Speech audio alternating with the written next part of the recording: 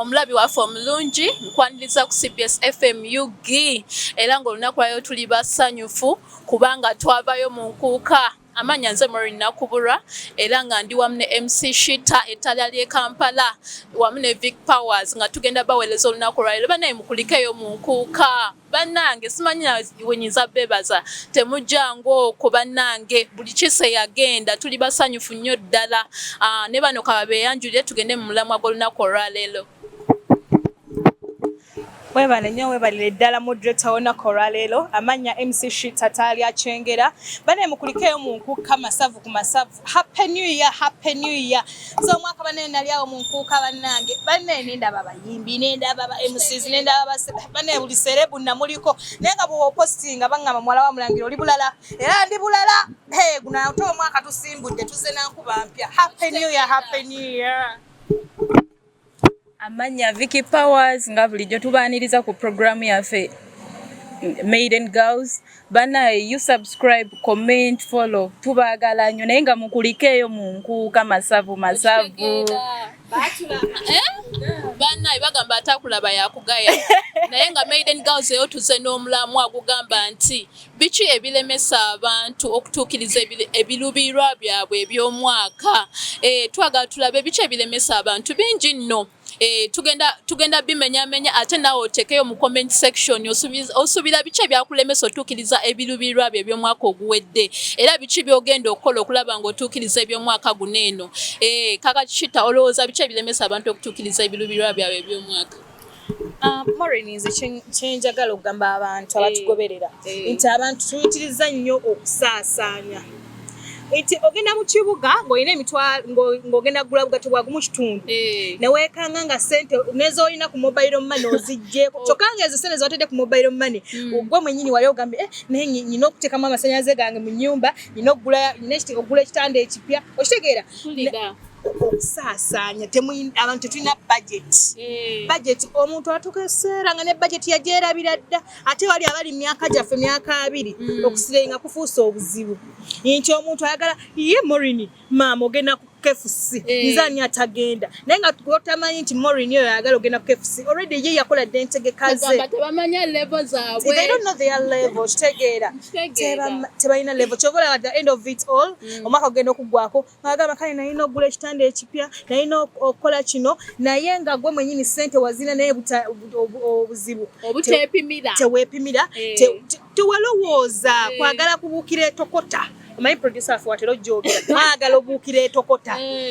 n'ekirala kyenjagala okugamba bannange tubeena accountability nti nyina emitwalo gyange 3 oba ntya egyo emitwalo 3 gye girina okumpisa mu wiiki so that at the end of it all egyo emitwalo 3 tugeze ogikozeseza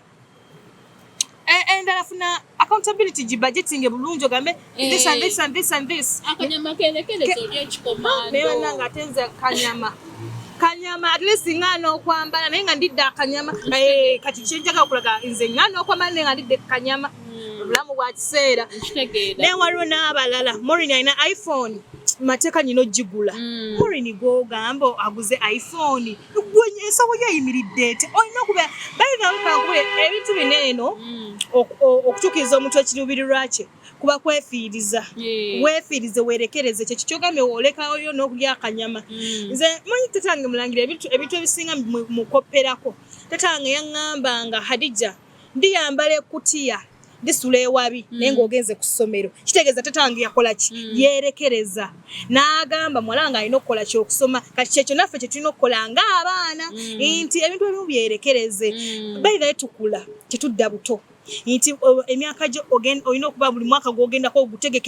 ogutegekedde tegeka kino ate abaana b'obuwala nkubulyeko bano bamaada balabe ebudduka bamaada bazibumuuko omwana agenda nalaba Zaira Baby ku TikTok Zaira Baby nakyose emotoka nakyose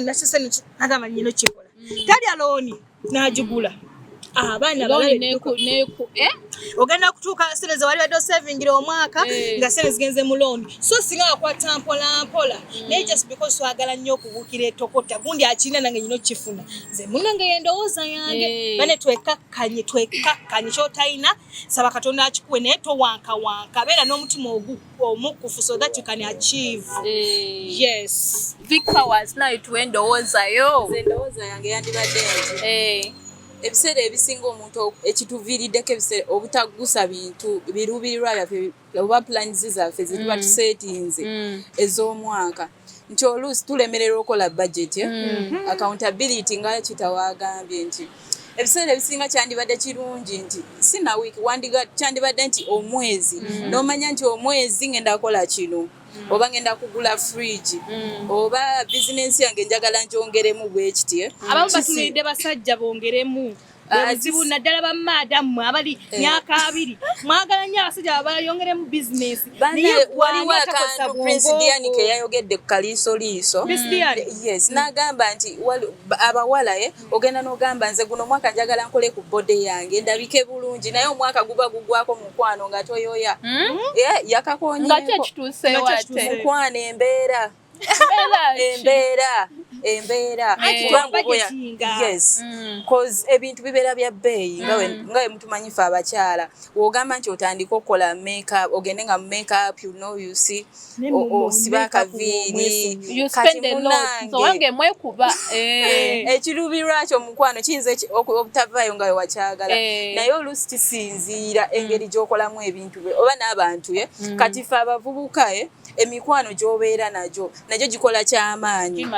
Yes. Ojja kutambula ne baani nga gundi wagambye MC Shitah agambye nti Zaira baby ogende otunulire ba Coco must shine nga etumulaba nawe ogambe nange njagala kubeera nga Coco mukwano bali ba planned kids okitegeera bagamba ne tebawulira bamaayi kati munnaye tewegeraageranya na muntu mbuze njagala kubeera nga Coco nga Zaira nedda oli ye naawe gwe ate abaana betwegombo balaba already babeera bakola dentegeka zaabwe nti omwaka guno nina ogula ka Range Rover omwaka guno okutegeka kati munnaye gwe gwamanya obulamu gwamanya ennyingi zaayo yegwe gwamanya engeri gy'oyingiza financially olyotya totunuulira Coco totunuulira Shitah totunuulira ogenda olaba omuntu ng'asula mu kaddeeka kakayisewo olaba omuntu ng'asula mu kaddeeka ewaabwe akyasula na waka ne n'ayagala agule Range Rover Zaira gy'alina munkwana oba naye nga kuviiriddeko abaana emitwalo 10 ekyo kiviiriddeko abaana okuba nga bagenda ne bebeera ne bashuga daddy ate bannange balina emmotoka za bbeeyi ate abantu bafekinga obulamu ku gundi ku mitimbagano ojja kwagala okufaanana Winnie simanya Winnie wa mami naye ng'obulamu bafekinga oba nga balina ne baki ababateekamu ku kasente gwe toyina mukwano kakati nze akange keŋŋamba k'abantu butabakola list kinyuma nnyo n'ogamba omwaka guno eno njagala ebintu binene njagala mbituukirize ate no making sure you budget for everything kyogenda okubeera nakyo mu mwaka oba kasimu no budget nga kagenda beera ka sente mmeka okitegeera omulama wetwe tugufundikidde nyongera okujjukiza nti subscribinga ku CBS FM UG kubanga kubeerako content mungi gotasaanye okusubwa tubeera tufumba all the time obadde ogamba kibi tugwe tugenda ku side ya TikTok waliwo akantu aka trending nga we twalabye Kadama mwamulabye Kadama omufiripine oba mwalabye gundi eyabaddewo nti bagamba nti yayoleza omwana muki washing machine. Yes. But that's too bad. Naye nga wootunuulira kali akatambi mu butuufu Kadama toyina nawo omulengera. Naye kye njagala okubiriza abavubuka bannaffe oba bakadama abali ku kyeyo abawala bannaffe abali ku kyeyo nti tubeere beegendereza n'abaana ba boss. Yes, tufeeyo nnyo nga tukola emirimu tufeeyo otherwise. Nate Vickie waliwo kyotatunulidde omanyi nti abantu abo sometimes babayisa bubi oba nakyo kiviirako nnyo embeera eyo okulaba nga bayisa bubi abaana abo babiki olowooza yes naye babawa chance mpulira bagamba nti babawa chance ku office ne bagamba nti gona asobola ki nti wobeera tosobola abaana bosi mugambire wokitegera nga tonna bagenda mu nti abaana nze sigenda basobola ngenda sobola kuoza ngoye oba ne communication eno kubeera secure kubanga munaye tetwagala ekyatuuse ku kadama ono ani omufiripine kituuke ku bannayuganda ku baana bafe abannayuganda yes ekintu kiri bwekiti nti wogenda okuba ekyeyo wakadama gye bakututte toyina abantu bazibu toyina wogenda gamba nti no simanyi kwoza nti abaana sibasobola toyina gyogenda basanga like 70% amaka gogendamu gabeeramu abaana kati mpozi ng'ojja kubeera we baba correcting but they give them chances olaba babawa chances okubeera ng'osobola okugamba nti nze ngenda kukola mu kiyungu muleete omukozi omulala Vickie waliwo na kino communication nze ngamba naye lacking language barrier kubanga abantu abo babasomese olulimi olwo naye akabanga tekabeera kanene nze nsubira era waliwo bye batasobola communicatinga bulungi naye nga kyenjagala okumanya nti kaddamu ono omufiripine yawonye okufa bamutadde kalaba wali eyo tutereko ka comment yadi followings ateleko ka comment tutereko ku comment comments zamwe twagala kulaba nti ono kaddamu mu Philippine yawonye akalaba oba yazeye ewaabwe Philippines twagala kumanya yes abatugoberera bwena tugoberera bannange tukwagala nyira tekako comment otubuli osobola okumentinga ku nkuuka yagendete yakugendereta omuyimbi wo yajja kubanga abayimbi banaye twaleeta bangi abayimbi bagwa Ssaabasajja Kabaka yagabula kworo banaye naye nga sawa zino tugenda mu business tips era nga omuntu gwali eyo ayagala otandika business bannange wa savings o savings ayo meka tuinayo waneno tuina zi quick loan ku Airtel tuina microfinance ku Charles Gaba loan ifunayo ka loan otandike abana batambuza amaji Shitah bano balaba amaji gali mu sente amaji tandika n'amaji otambuze mu paaka ebisega bataddeyo paaka empya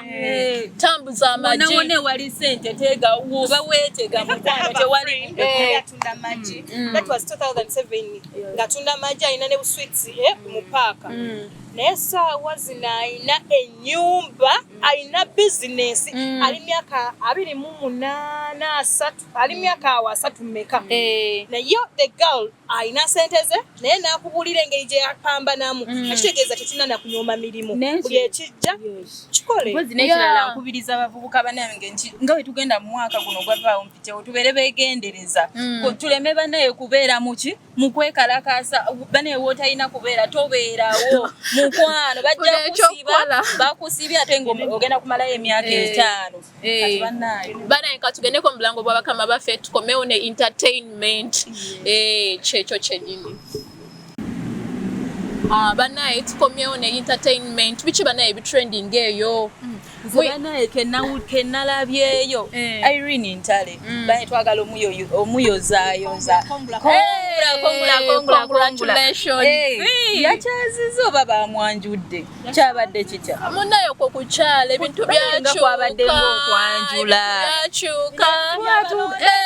ebintu byabanene kwanawulira palasa agamba ebintu byabanene kati linda okwanjula naye nga twagala omuyozaayoza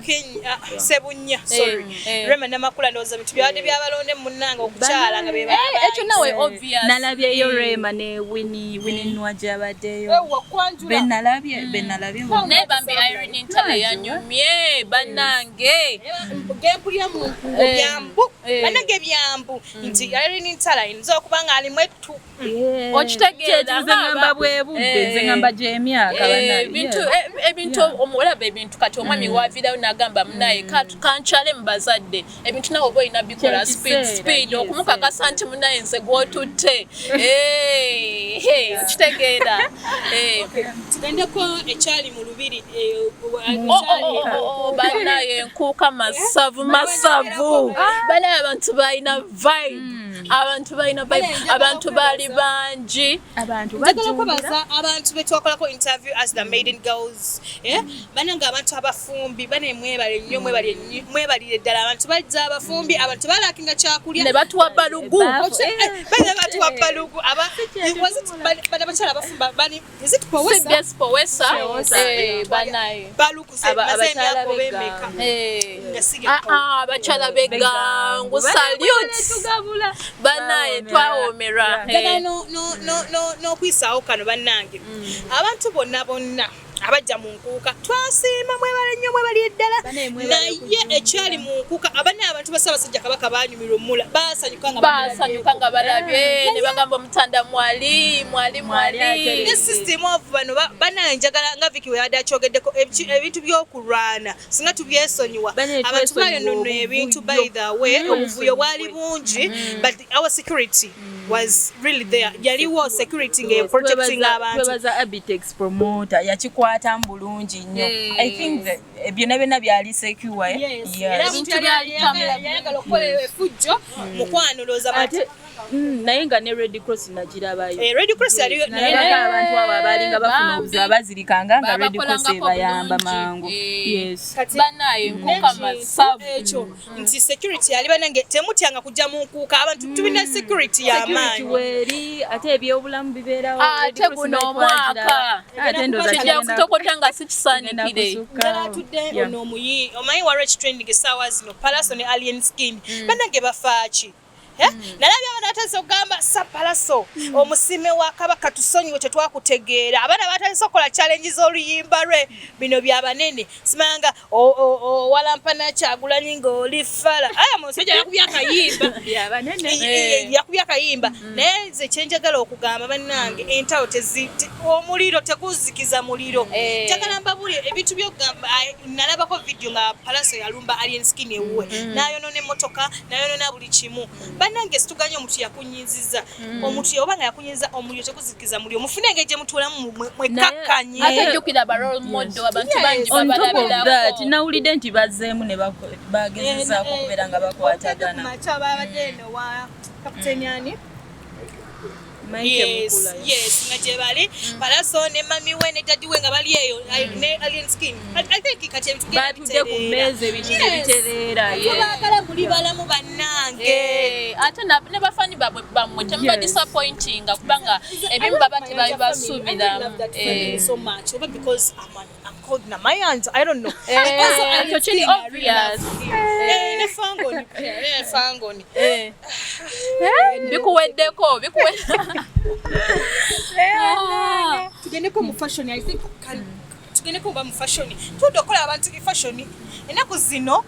ndoza maro ni momulabye engeri gye yanyumyemu akakalu wali wonna okitegeera akakalu yezo kisinza okunyumira today your wig banange thank you mbawala banaffe mulekera okusiiwuka omuntu najje wantu mu kifo ekyobuvunaanyizibwa kino masengeri n'ayambala n'asibako akakaya kalungi naye kisinza engeri gy'okasibye neetekako kiheadisoko n'ayambala okasibye bulungi nedda waliwo abantu abajja ng'ozze mu kifo kyavunaanyizibwa n'oyambala topi kyokka ogenda mu ofiisi ya muntu lwaki obeera ogyambala damage naye nga ndowooza kisinziira wa woogenda occasion ki gy'ogendako oba ogenda mu kivulu yambala nga agenda mu kivulu oba ogenda mu ofiisi yambala nga agenda mu ofiisi okitegeera wigi wetekemu nejiba mitwalo 5 mitwalo 10 gyebuli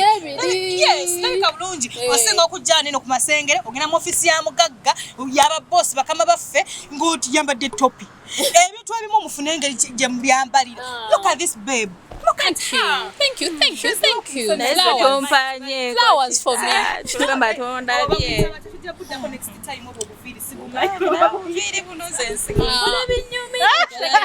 Guno omwaka 2025. Okitegeera. Naye oli bulala waita oli bwotyo kiki ekyabaddewo. Guno omwaka mupya. Enkuuka ogenda enkuuka masavu omwaka mupya omwaka tugutandika n'ebiruubirirwa nga yetwagambye Christian yatugambye yes tuba tulina okubeera n'ebiruubirirwa kati ebiruubirirwa gwe wakuswa kaviiri ekiruubirirwa kyakulabika bulungi omulabi waffe tewagiyidde yakana omwaka tulina okwaka okitegeera omulabi waffe omulungi teekayo ka komenti omwaka gw'ogenda gwetegekera otya church trending mu entertainment kiki kyoyagala okuggusa omwaka okitegeera ate gwate na subscribing ate weerabira ku subscribing kubanga tuteekayo content mungi gwotasaanye kusubwa buli ssaawa tubeera tufumba kubanga twagala obeere ng'okola ki ng'onyumirwa tuli ba Maiden Galz wano ku CBS FM UG. See you next time. Twagala nnyo. Ssaabasajja Kabaka awangaale ne Nabagereka agerekera Obuganda. Wululu.